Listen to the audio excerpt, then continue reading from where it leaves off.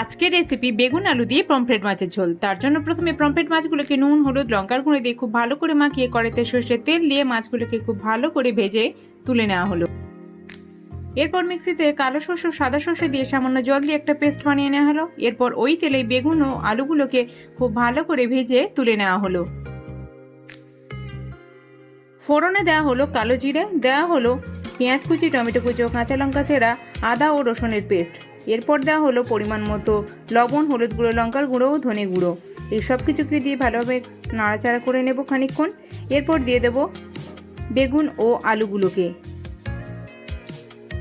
এই সব কিছু দিয়ে ভালো করে কষিয়ে নেওয়ার পর দিয়ে দিলাম পরিমাণ মতো জল। এরপর দিয়ে দিতে হবে সর্ষে বাটা। একটু ফুটে এলেই ভেজে রাখা পমফ্রেট মাছগুলো দিয়ে দিতে হবে।